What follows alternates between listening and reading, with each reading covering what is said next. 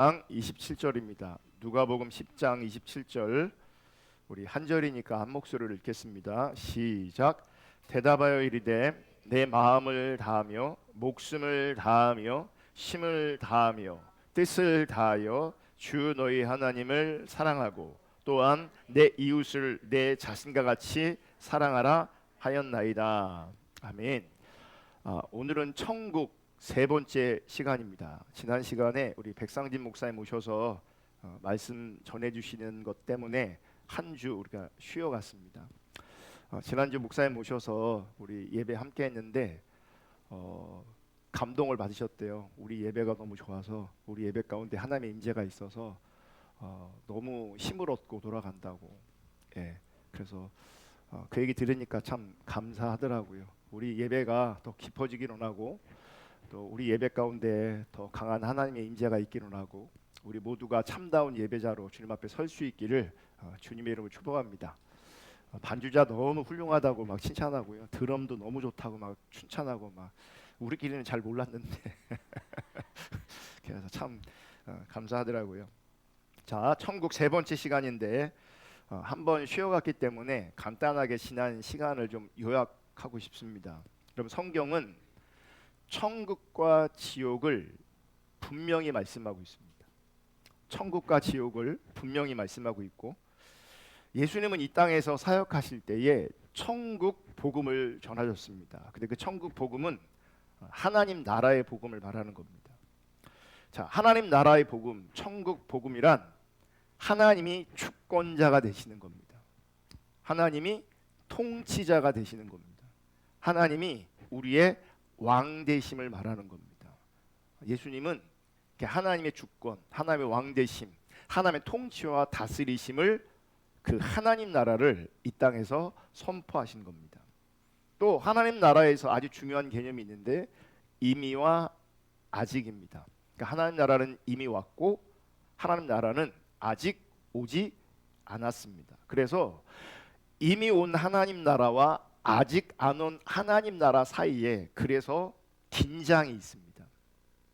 그래서 때로는 우리가 실패를 경험하기도 하고 때로는 영적 공격을 받기도 합니다.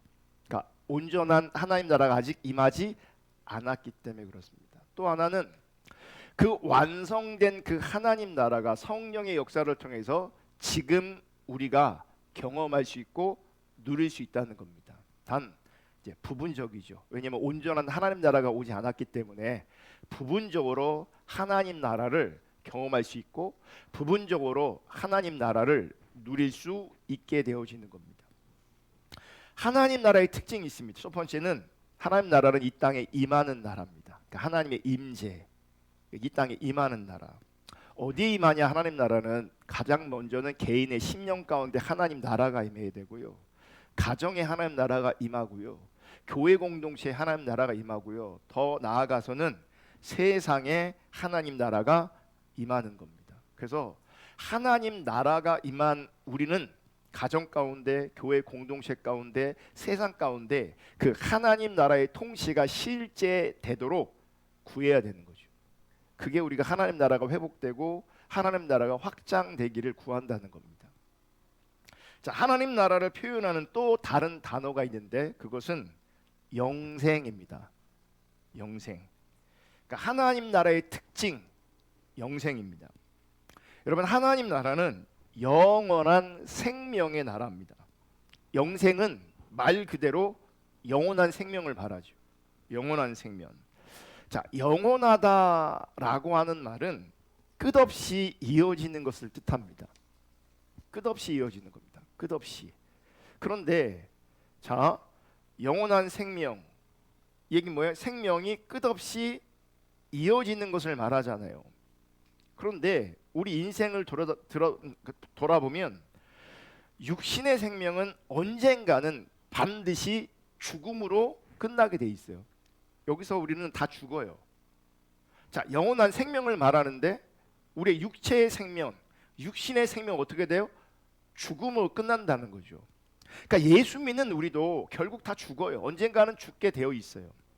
그럼 어떻게 영생이라는 혹은 영원한 생명이라는 것이 우리 가운데 가능한가? 여러분 영원한 생명은 육체만 말하는 게 아니에요. 육체는 생명의 일부분이에요. 그러니까 우리가 생명이라고 말할 때는 영, 육, 혼 전체를 포괄하는 영혼의 생명을 말하는 겁니다. 그러므로 육체의 죽음 이후에도 생명은 지속되는 거예요. 그러니까 여기에는 이제 우리 믿음이 필요한 거죠. 믿음의 영역인 거예요. 왜냐하면 인식을 못 하잖아요. 죽음 이후를 우리가 어떻게 알아요? 어떻게 아냐고요. 그러니까 여기서는 믿음이 있는 자와 믿음이 없는 자가 이제 갈라지게 되는 거죠. 그 믿음이 없는 사람은 우리 인생은 한 번 왔다 한 번 죽으면 끝나는 거다. 근데 우리는 그 육체의 생명으로 끝나는 게 아니라 영원한 생명이 있다를 믿는 거죠. 여러분 청교도들이 이렇게 말했습니다. 한 번 태어나면 두 번 죽고 두 번 태어나면 한 번 죽는다. 제가 PPT에 올렸는데 한 번 태어나면 두 번 죽고 두 번 태어나면 한 번 죽는다. 이게 무슨 얘기냐면 육체가 태어나잖아요. 그러니까 우리가 태어났기 때문에 여기 존재하고 있단 말이죠. 그죠? 한 번 태어났어요. 그런데 두 번째 태어남이 없다. 이 얘기는 영혼의 거듭남이 없다.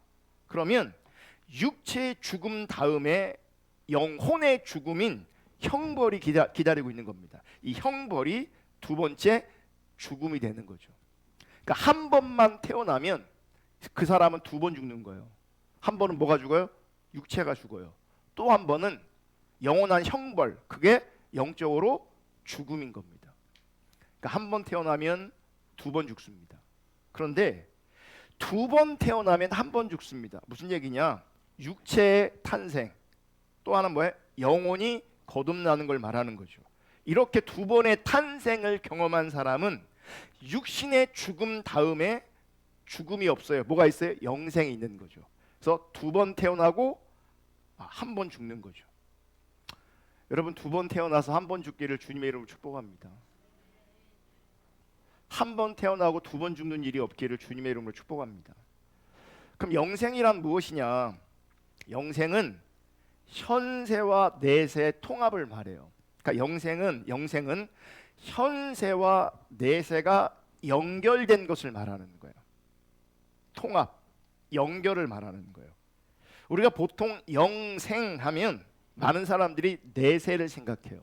그래서 천국 복음하면 그 천국은 죽어서 가는 곳이라고 많이 생각하거든요.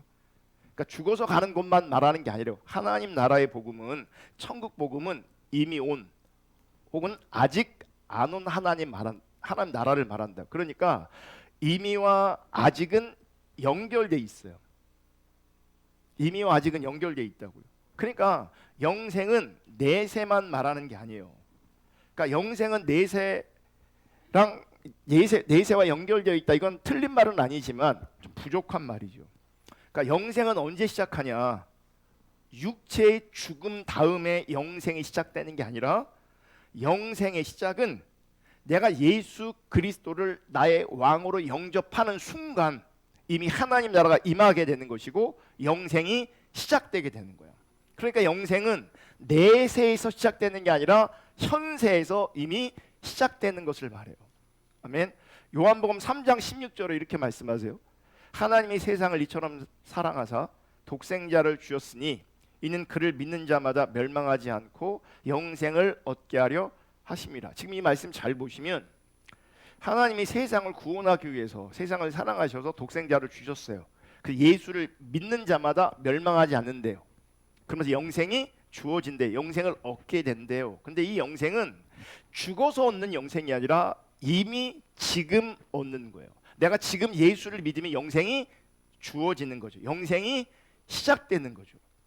아멘. 그러니까 예수 믿는 자의 영생의 삶은 지금 살고 있는 지금 이 세상에서 시작되는 겁니다. 그게 이미 온 하나님 나라를 말하는 거예요.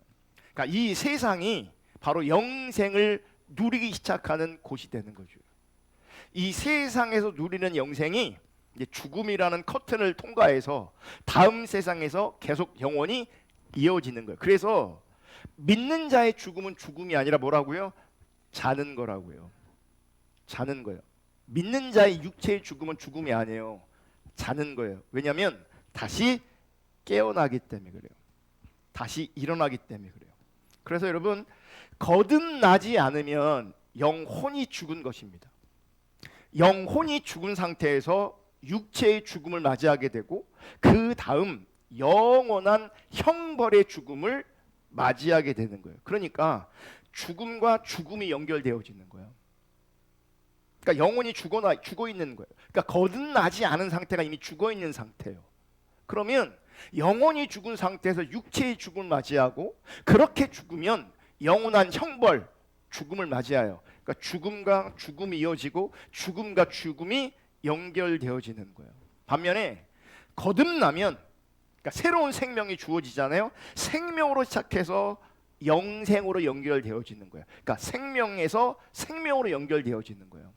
아멘. 그래서 지금 여러분 중요한 게 뭐냐면 지금 내가 죽어 있으면 이게 돌이켜지지 않으면 죽음으로 끝나게 돼 있어요.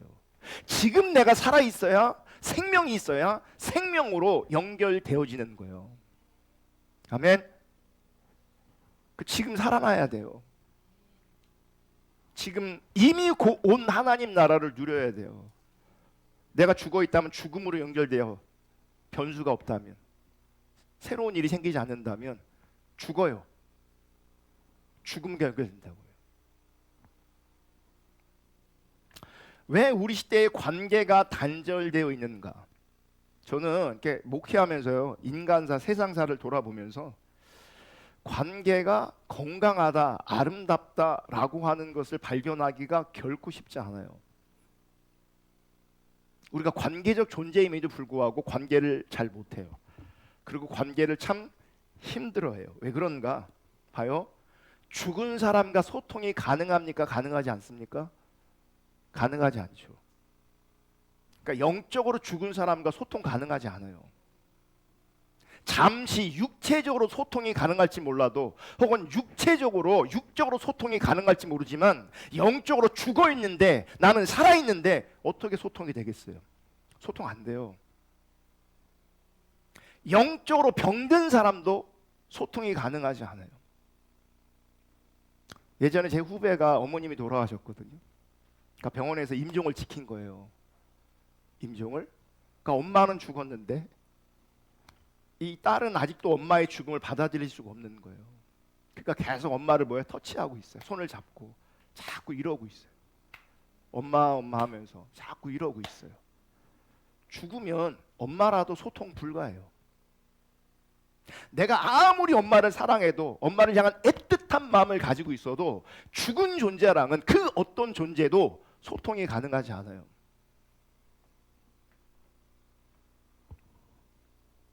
여러분, 생명 있는 자가 생명 있는 자와 소통할 수 있게 되어지는 거예요. 왜 저 사람하고 나하고 소통이 안 될까? 저 사람이 죽어 있든지 영적으로 병들어 있는 거예요. 소통 안 되죠. 나도 죽어 있고 나도 병들어 있어요. 소통 안 돼요. 될 수가 없어요. 부모 자식이 소통이 됩니까? 부부가 소통이 됩니까? 안 돼요. 생명 있는 자와 생명 있는 자가 소통할 수 있는 거예요. 그러면 바른 관계 가운데 있으려면 내가 먼저 영생하는 자리에 있어야 되고 내 주변에 있는 사람들을 살려놔야 돼요. 그때 비로소 교제, 관계가 돼요. 안 살아난 상태에서 아무리 얘기하고 또 얘기하고 또 얘기하고 또 얘기하고 또 얘기해도 여러분 사람 안 바뀝니다. 안 바뀌어요. 이거는 교회에서 하는 얘기가 아니고 세상 사람들도요. 사람은 안 바뀐다. 정의를 내렸어요. 사람 안 바뀌어요. 어떤 경우에 바뀌냐? 하나님 만나야 바뀌어요. 하나님 없으면 그 어떤 인간도 안 바뀌어요. 다시 한번 말씀드리는데 특별히 젊은 분들 잘 들으셔야 돼요. 생명 있는 자가 생명 있는 자와 소통할 수 있어요. 다들 힘들어하고 어려워하는 이유가 뭐냐면 소통이 안 된대요. 소통이 안 된대요. 한때는 너무너무 사랑했는데 답답해 죽겠대요. 힘들대요. 왜요? 대부분은 상대방이 죽어 있거든요. 영적으로 병들어 있거든요.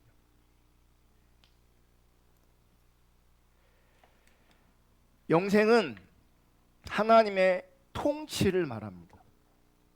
영생은 하나님과 함께하는 삶을 말하고, 영생은 하나님과 동행하는 삶을 말해요. 그래서 하나님과 함께하는 것, 하나님과 동행하는 것이 생명이 되는 거예요. 하나님께서 왕이시고 인간이 그분의 뜻에 순종하는 백성으로 사는 삶이 곧 영생인 거예요. 지금 영원한 삶을 내가 살고 있는 거예요. 하나님을 왕으로 인정해드리고 그분께 순종하는 삶을 살아내고 있는 것이 영생과 지금 맞닿아 있는 거라고요. 그게 영생이라고요. 죽어서 영원히 사는 삶이 아니라 지금 하나님 왕으로 인정해드리고 그분의 뜻 가운데 순종하는 삶을 사는 것이 지금 영원한 생명, 영생의 삶을 살아내고 있는 겁니다. 그러므로 영생은 예수 그리스도를 통한 하나님과의 바른 관계, 하나님과의 다스림의 관계를 말해요. 자, 요한복음 17장 1절. 예수께서 이 말씀을 하시고 눈을 들어 하늘을 우러러 이르시되 아버지여 때가 이르렀사오니 아들을 영화롭게 하사 아들로 아버지를 영화롭게 하게 하옵소서. 아버지께서 아들에게 주신 모든 사람에게 영생을 주게 하시려고 만민을 다스리는 권세를 아들에게 주셨음이로다. 3절 다 같이 읽습니다. 시작. 영생은 곧 유일하신 참 하나님과 그가 보내신 자 예수 그리스도를 아는 것이니라. 자, 영생을 뭐라고 말해요? 예수 그리스도를 아는 것이다. 성경에서 안다라고 하는 말은 단순한 지식을 넘어서 친밀함을 말하는 거예요. 친밀함을 안다라고 말하는 거예요. 그래서 예수 그리스도와의 그 친밀한 교제 속에서 하나님의 통치에 순종하며 기쁘고 행복하게 사는 하나님 나라의 삶이 바로 영생인 거예요. 지금을 하나님 알고 하나님을 알아가는 삶, 그게 영생이라고요. 그 영생이 이미 주어져 있어야 죽은 다음에도 영생이 우리 가운데 연결되게 돼 있는 거예요. 지금 그 삶이 아니라면 죽은 다음에도 그 삶이 아니에요. 죽음과 죽음이 연결되어 있고 생명과 생명이 연결되어 있어요. 또 영생은 복된 삶이에요. 영생은 이제 삶의 질과 관계되어 있습니다. 여러분, 사람이 단지 숨이 붙어 있다고 해서 사는 것이 아니잖아요. 그러니까 인간이 인간답게 살 때 비로소 산다라고 얘기하는 거예요. 차라리 어떤 분은 죽는 게 나은 삶이 있어요. 인간답지 못하게 고통받으며 치욕 속에서 지옥 같은 삶을 사는 분들이 있다고요. 이거는 하나님께서 의도하신 삶이 아니에요. 영생은 인간이 인간답게 복되게 사는 삶을 말합니다. 아멘. 그런데 이 복된 삶은 세속적 관점에서의 복된 삶을 말하는 게 아니에요. 경쟁에서 승리하는 것, 하나님의 빈자리를 물질로 채우려는 사치를 부리는 탐욕, 이런 것들이 복이 아니라고요. 여러분, 사치를 누리고 있어도 그건 복된 삶이 아니에요. 하나님은 그걸 가지고 복된 삶이라고 말하지 않아요. 하나님께서는 하나님으로부터 영적으로 또 물질적으로 충분한 공급을 받으며 그 공급을 누리는 삶, 그것이 생명, 영생, 하나님 나라라고 말씀하시는 거예요. 그러므로 복된 삶은 하나님과 바르게 관계되어 있는 삶이에요. 아멘. 하나님과 하나님의 바르게 관계되어 있을 뿐만 아니라 그분의 통치와 다스림 안에 있는 삶, 그게 복된 삶이라고요. 아멘. 생각해 보세요. 어린 자녀가 있어요. 어린 자녀에게 복된 삶이 무엇이겠어요? 부모와 함께하는 거예요. 부모와 함께하며 부모의 공급을 받으며 부모와 좋은 관계 가운데 있는 것, 그래서 부모의 뜻에 순종하고 살아가는 것, 그게 복된 삶이에요. 아이에게 있어서. 아멘. 지난주에 제 친구 목사가 설교했는데 두 딸을 이제 한국에 보내놓고 있는 게 떨어져 있는 거잖아요. 사실 우리도 우리 딸들을 서울에 보내놓고 있는데 그러면 어쩌다 일주일에 한 번씩 만나기도 하고 우리 아내가 반찬이라도 챙겨주기도 하고 그러거든요. 특별한 날이 되면 우리가 올라가서 만날 수도 있고 내려오서 만날 수도 있어요. 근데 그 친구는 나라가 다르잖아요. 그러니까 얼마나 애절하겠어요. 두 딸을 이렇게 떨어뜨려 놓고 얼마나 애절하겠어요. 예. 그리고 정말 오래간만에 이제 만난 거잖아요. 근데 딸들을 만나면서 이 친구가 은혜를 받았대요. 그리고 하나님 앞에 너무너무 감사하는 일이 있었대요. 뭐냐면 딸 집에 갔는데 그 조그만 그 원룸에 전세 대출 받아갖고 애가 일하면서 이제 공부하고 있거든요. 큰 애가. 근데 그 큰 딸이 큐티를 요즘에 열심히 하고 있대요. 근데 큐티 본문에 부르짖어 하나님 앞에 기도하는 부분이 나왔나 봐요. 그러면서 딸이 엄마 아빠 일로 좀 와봐. 그리고 동생 너도 일로 와봐. 내가 오늘 큐티 했는데 부르짖어 기도하래. 우리 같이 함께 부르짖어 기도하면 좋겠다고. 그래서 내 식구가 손을 잡고 부르짖어 기도했는데 다 눈물을 펑펑 쏟으며 기도했대요.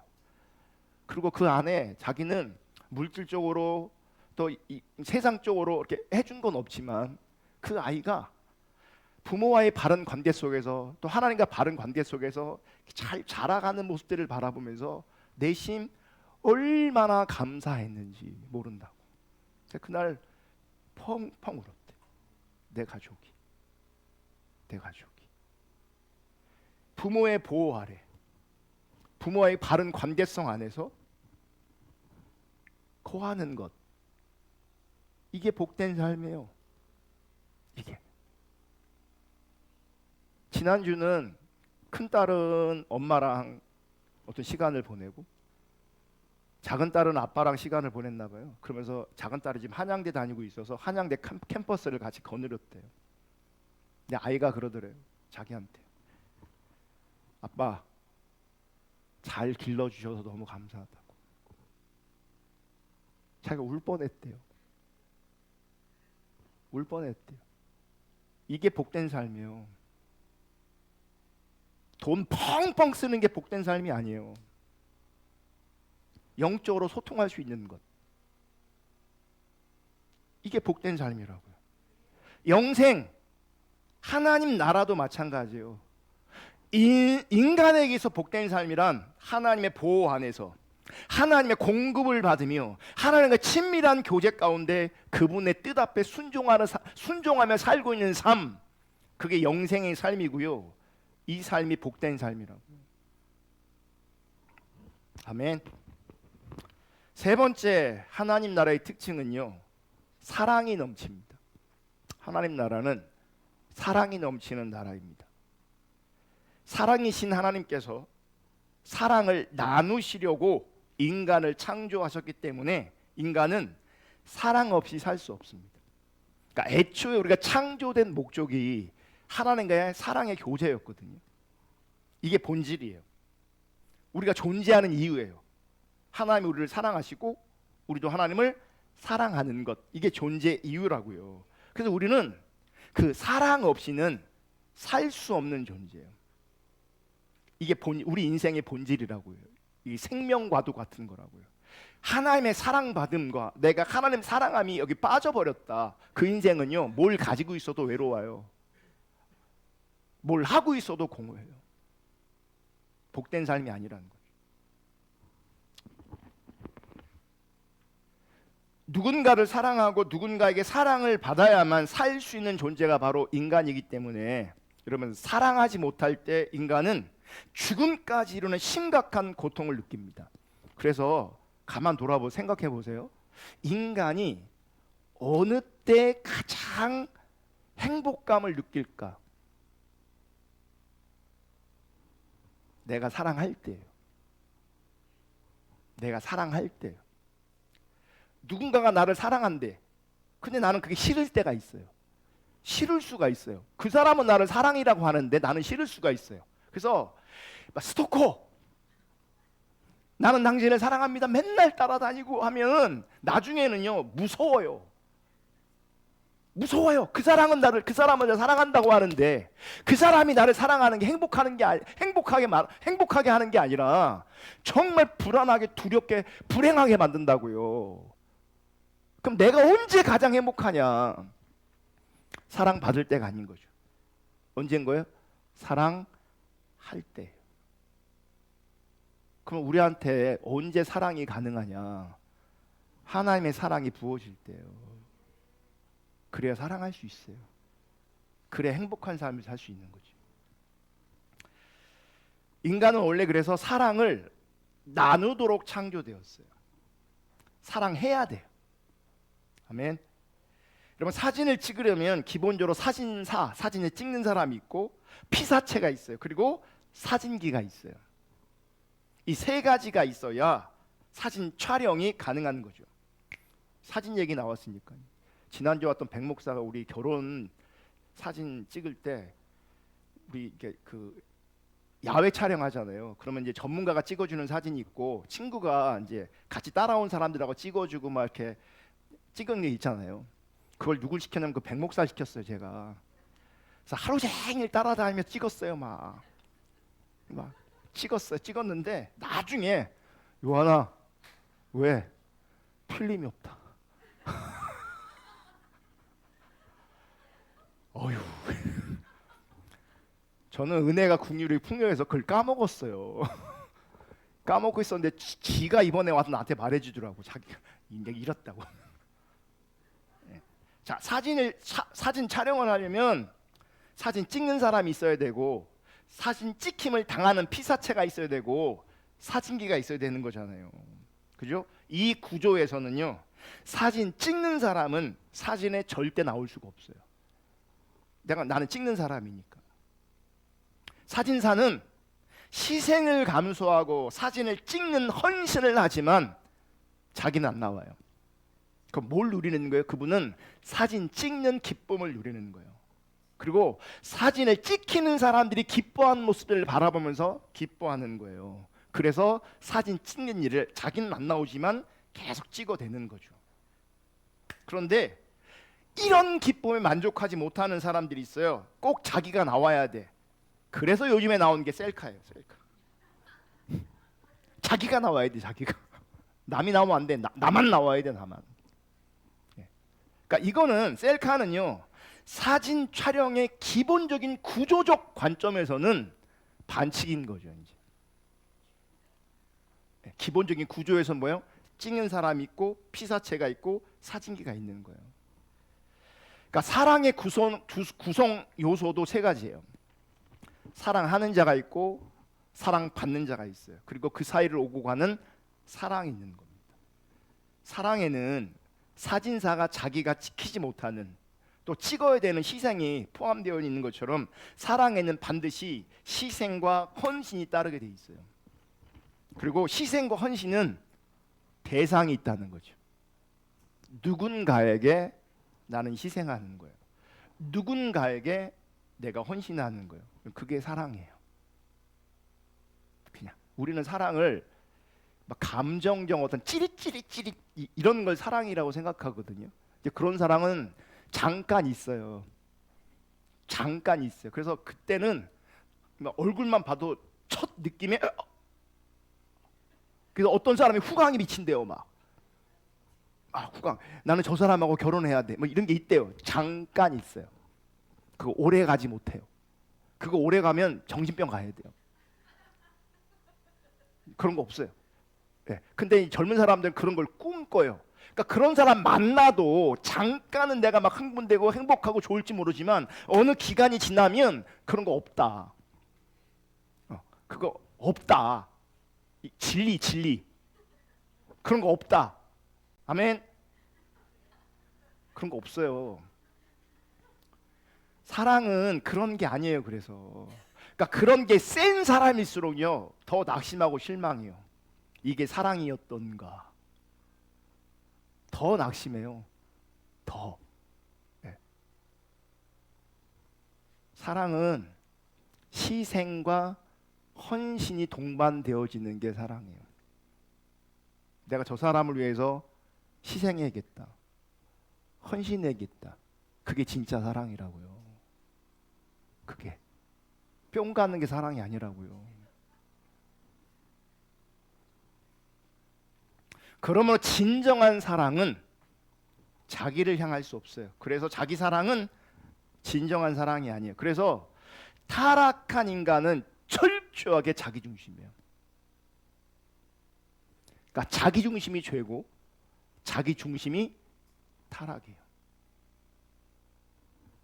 그래서 사람들은 타락했기 때문에 누구만 사랑하는 줄 아세요? 자기만 사랑해요. 그래서 뭐가 없어요? 희생이 없어요.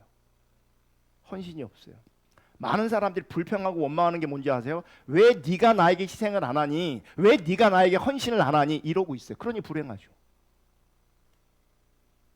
그러니 오늘날 자기 중심이 너무 팽배해서 내가 희생하거나 헌신하려고 하지 않아요. 자기를 위해서 이용하려고요. 그런 관점으로 관계를 맺어요. 오래가지도 못하고 행복할 수가 없어요. 서로 희생하고 서로 헌신할 때, 서로 사랑할 때 거기에 하나님께서 원하시는 하나님 나라가 이루어지는 거예요. 아멘. 결국 자기를 사랑하는 것은 타락에서 나온 것이기 때문에 결국 자기 사랑은 자기를 파괴합니다. 기억하세요. 자기 중심적인 선택과 자기 사랑은 결국 자기를 파괴합니다. 자기 사랑에서 쾌락을 추구합니다. 당장은 그 쾌락을 누릴 수는 있지만 결국 자기 몸을 망치고 자기 인생을 망칩니다. 자, 담배 피는 사람들이 있습니다. 누구를 위해 핍니까? 나는 우리 아이들을 위해 담배를 핍니다. 그런 인간 한 인간도 없어요. 그죠? 누구를 위해 펴요? 자기를 위해 펴요. 술 먹어요. 누구를 위해 마셔요? 내가 너를 사랑하기 때문에 오늘 내가 10병을 먹는다. 이런 인간 있습니까? 아니에요. 다 지 사랑해요. 자기를 위해 먹어요. 마약을 합니다. 누구를 위해 합니까? 자기를 위해 하는 거죠. 자기를 위해 쾌락을 추구합니다.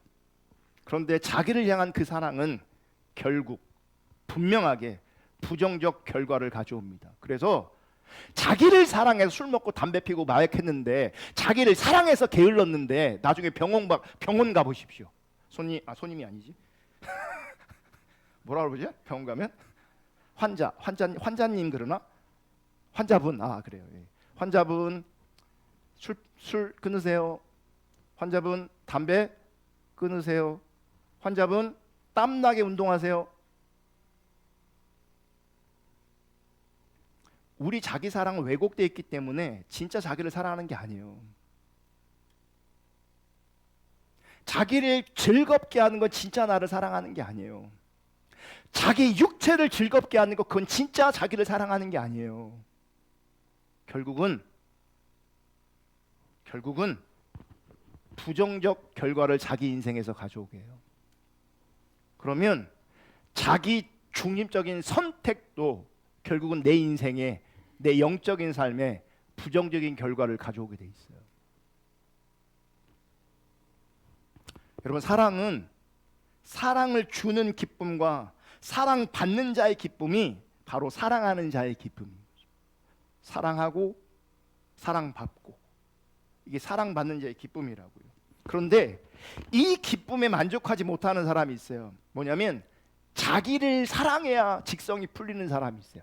다른 사람을 사랑하고 다른 사람으로부터 사랑받는 게 아니라 자기를 스스로 사랑하는 거죠. 근데 그게 타락의 결과라고요. 이기적인 사랑, 자기 사랑, 자기의 이게 타락의 결과라고요. 거긴 진짜 행복이 있지 않아요. 성경이 말하는 참다운 사랑의 구조를 회복하는 것이 그게 이제 하나님 나라예요. 사랑하는 사람이 있고 사랑받는 사람이 있고 서로 뭐 하는 거예요? 사랑이 왔다 갔다 주거니 받거니 이게 하나님 나라라고요. 아멘. 그래서 하나님을 사랑하고 이웃을 사랑하는 삶이 그게 하나님 나라는 거예요. 그게 하나님 나라예요. 하나님과 타인을 위하여 자기를 희생하고 헌신하는 사람들이 모여 있는 곳, 그 공동체, 그게 하나님 나라가 되는 거죠. 하나님 사랑하고 이웃을 사랑하는 사람들이 모인 곳, 그게 교회잖아요. 그게 하나님 나라예요. 그게 하나님 나라예요. 그러니까 교회는 그래야 된다는 거죠. 그래서 오늘 본문에 누가복음 10장 27절 대답하여 이르되 내 마음을 다하고 목숨을 다하고 힘을 다하여 뜻을 다하여 주 너의 하나님을 사랑하고 또한 내 이웃을 내 자신같이 사랑하라 하였나이다. 자기 자신을 사랑하듯이 이웃 사랑하라고 말씀하세요. 아멘. 그러니까 하나님 사랑하는 곳이, 그래서 이웃을 사랑하는 그곳이 하나님 나라가 임한 곳이고 그게 영생이 시작된 곳이에요. 거기가 뭐예요? 나중에 영생하고 연결되는 거라고요. 그게 이미 하나님 나라가 임한 것이고 아직 안 온 하나님과 연결되어 있는 거라고요. 내가 이 삶을 살지 못하면 뭐가 되는 거예요? 끊어진 거죠. 영생이 끊어진 거라고요. 하나님 나라가 끊어진 거라고요. 그럼 뭐예요? 죽음이라고요. 죽음과 죽음이 이어지고 있다고요.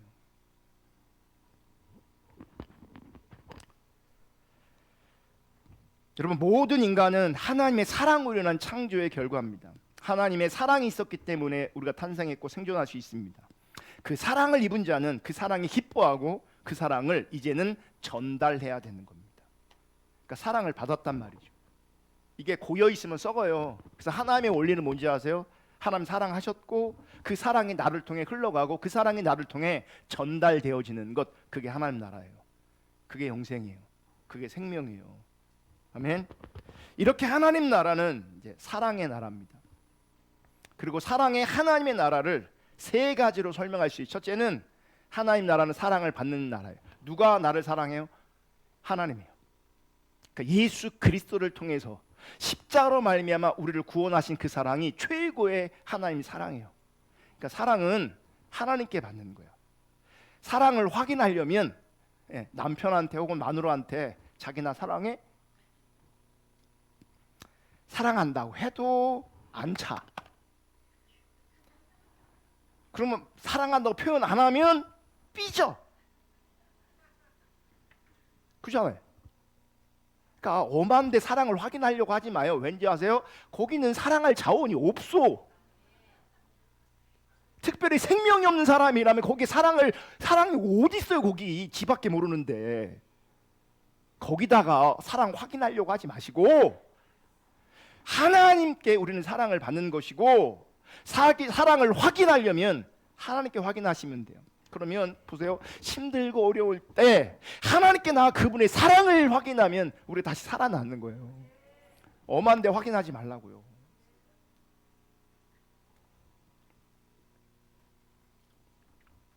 하나님께 그 사랑을 확인받으며 그래서 뭐예요? 그분을 예배하는 거죠. 그 사랑에 감사하는 거죠.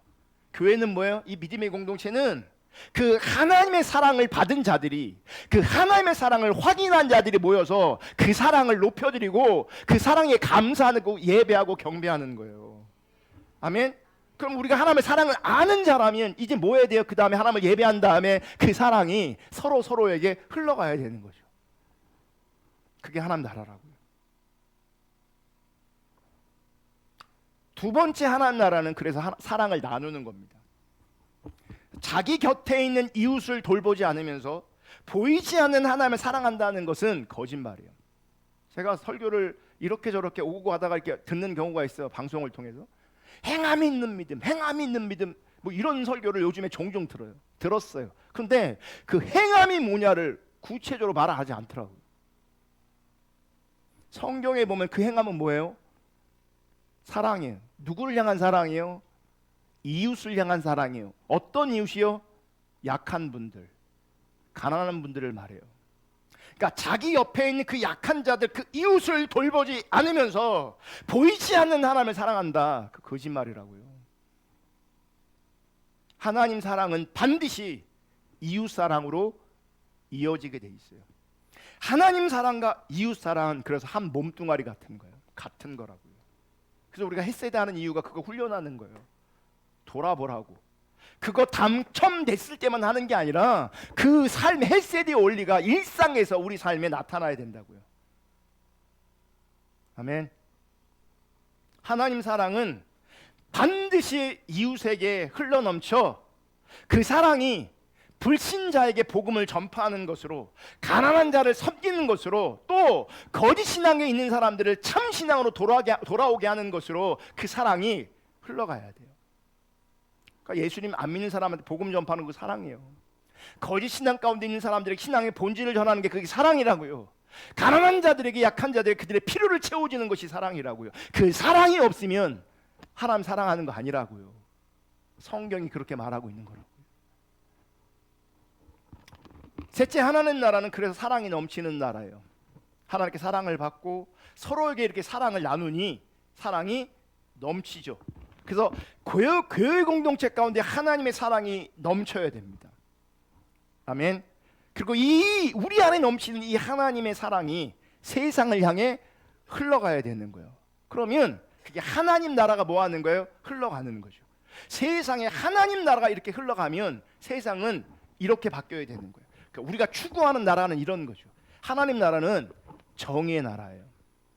그러니까 하나님의 사랑을 주고 나누면서 이게 세상에 흘러가면 세상이 어떤 나라로 바뀌어야 돼요?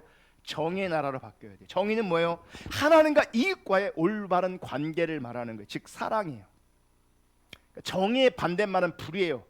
그 결과는 어떻게 나타나냐? 약자를 향한 폭력으로 나타나요. 그게 불이에요. 정의는 뭐예요? 약자를 돕는 거예요. 그게 사랑이에요. 약자를 돌보고 섬기는 것, 옹호하는 것, 그들과 함께하는 것, 그게 정의입니다. 그래서 정의로운 하나님 나라에서 약자는 보호와 돌봄 속에서 생존이 가능하게 되고, 그 보호와 돌봄 속에서 행복을 맛볼 수 있게 되어죠. 은혜를 경험하게 되는 겁니다. 또 하나님 나라는 평화의 나라예요. 여러분, 세상의 모든 인간은 의견과 관심이 다르거든요. 그래서 마찰과 충돌을 피할 수가 없어요.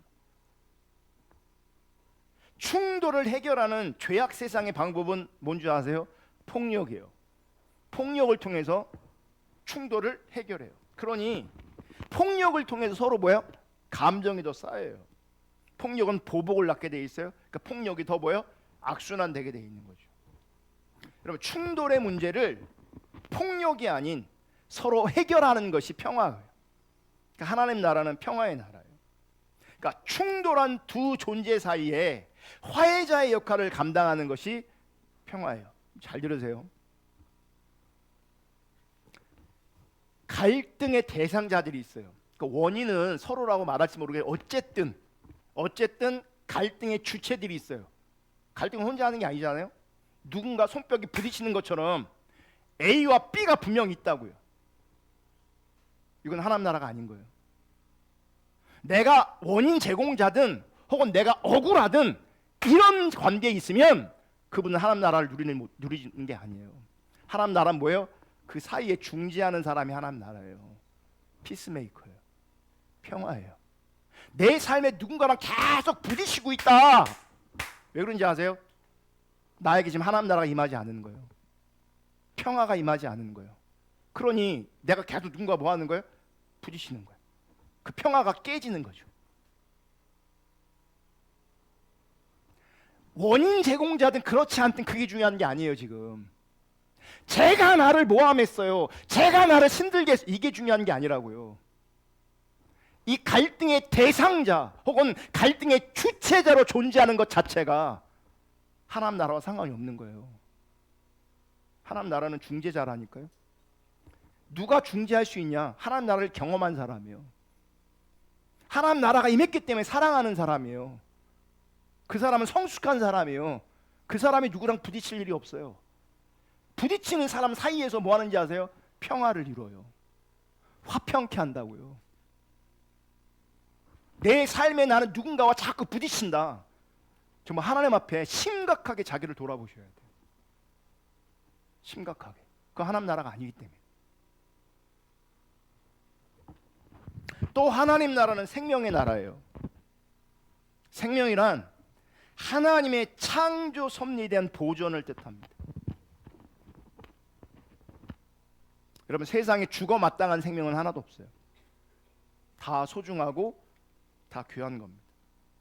그러니까 아무리 연약해도, 아무리 죄인이어도, 아무리 부족해도 혹은 천박해도 그 생명의 주인은 하나님이세요.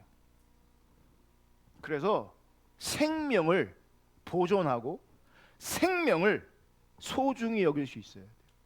아멘. 이렇게 정의, 평화, 생명이 넘치는 세상, 하나님의 사랑이 가득한 세상, 하나님의 뜻이 이루어지는 세상, 이것이 하나님 나라고요. 이 하나님 나라가 이미 왔다고요. 그래서 우리는 이 하나님 나라를 추구하고 있다고요. 그래서 내 삶의 자리가 이런 하나님 나라가 되어야 되고, 이 하나님 나라가 확장되어야 된다고요. 아멘. 자, 이런 죄악 세상이 하나님 나라로 변화하려면 우리를 포함해서 반드시 필요한 조건이 있어요.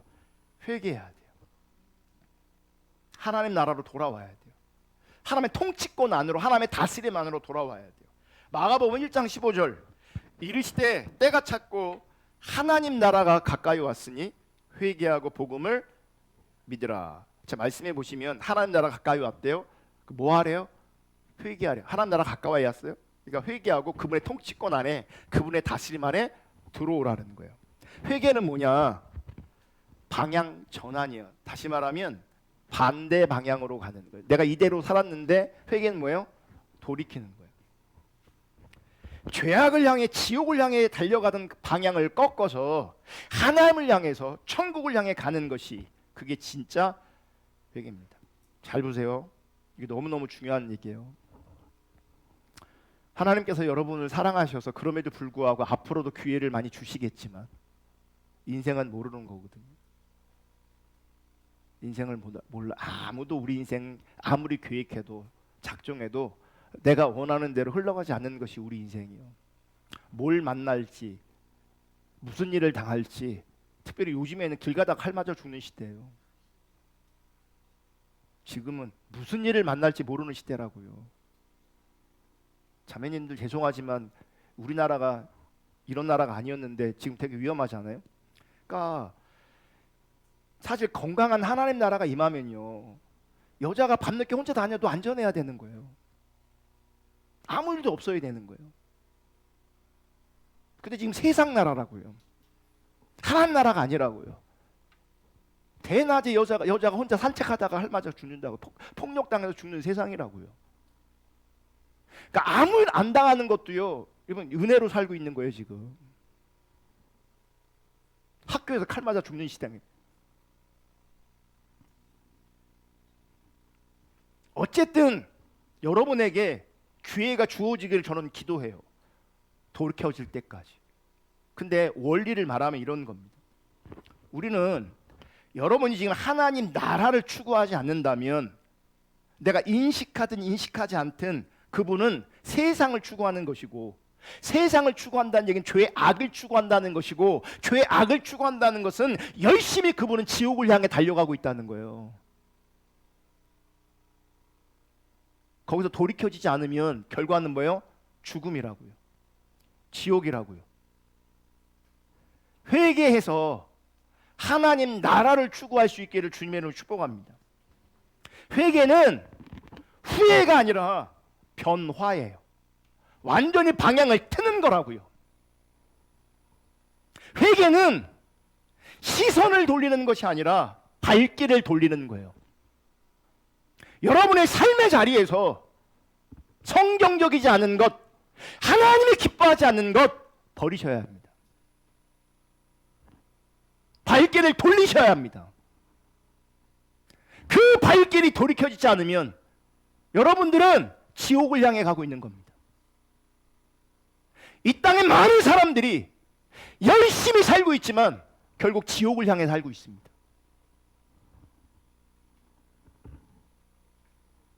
회개는 생각이 아니라 실천입니다. 하나님의 것을 선택하는 겁니다.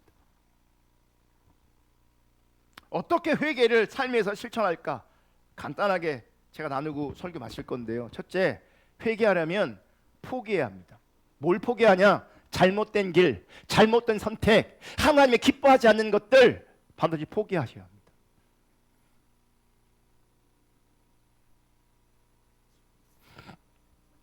썩어져가는 구습을 쫓던 옛사람을 벗어버려야 합니다. 그게 회개입니다. 그냥 마음으로만 이러면 안 되는데, 돌이켜야 되는데, 그거 회개 아닙니다. 여전히 지옥을 향해 가고 있는 겁니다. 포기하셔야 합니다. 두 번째, 포기로 끝나는 게 아니라 바른 선택을 하셔야 합니다. 이제 뭐예요? 하나님이 기뻐하시는 것을 선택하셔야 돼요. 제발 선택할 수 있기를 축복합니다. 제가 지금 마음에 되게 고민이 있어요. 지난주에 설교 들으니까 시험도 본대잖아요. 시험도 본대잖아요. 교회에서 시험. 저는 그게 뭐 궁극적인 유일한 답이다 이런 생각은 없어요. 꼭 해야 된다 그런 마음이 있는 건 아니에요. 그런데 우리 가운데 뭐가 필요한지는 제가 보여요. 훈련이 필요해요. 훈련이. 제일 좋은 건 알아서 훈련하는 거거든요. 알아서. 제가 인격적으로 맡긴 거거든요. 점잖게 매일 큐티 하시고 성경 읽기 하시고 안 해. 우리 교회에서 하는 분 소수예요. 소수예요. 느껴져요. 해도 한 게 아닐 수 있어요.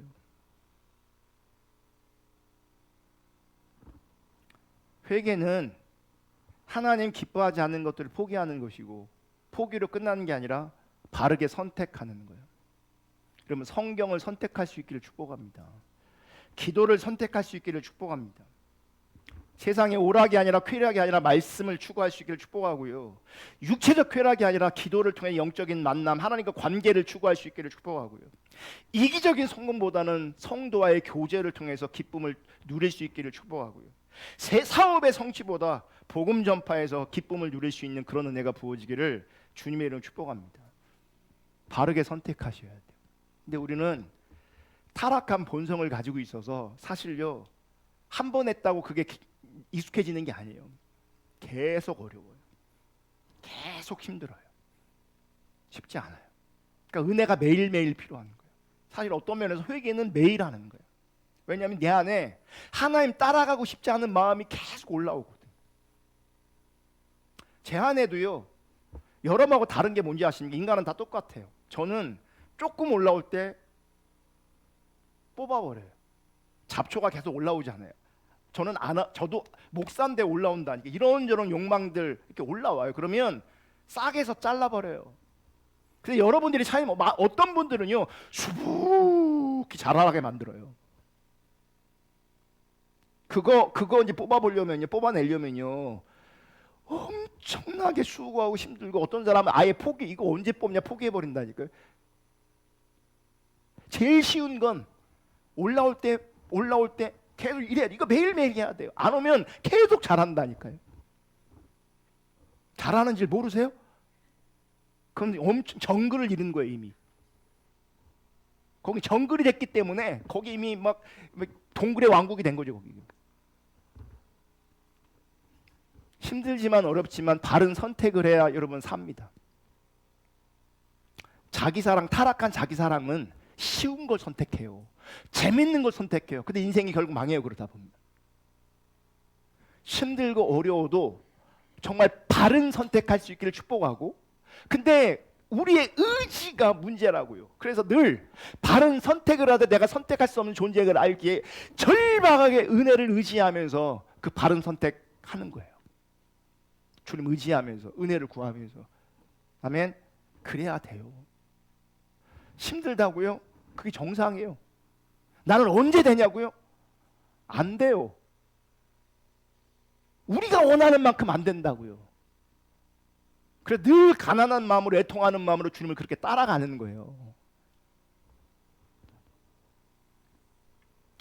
세 번째, 이렇게 회개한 사람에게는 변화가 나타나요. 왠지 아세요? 하나님 나라가 임하기 때문에.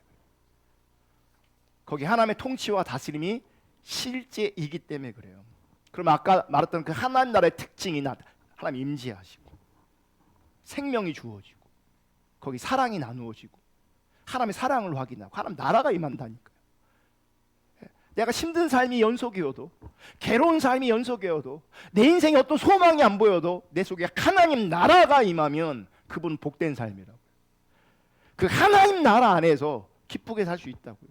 예배하며 살 수 있다고요. 찬양하며 살 수 있다고요. 하나님 나라를 살 수 있다고요. 그 하나님 나라가 여러분 가운데 임할 수 있기를 주님의 이름으로 축복합니다. 그렇게 하나님 나라를 살아낼 수 있기를 주님의 이름으로 축복합니다.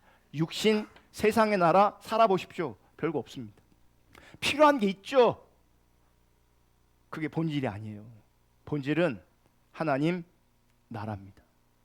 아멘. 우리 찬양하고 기도하겠습니다.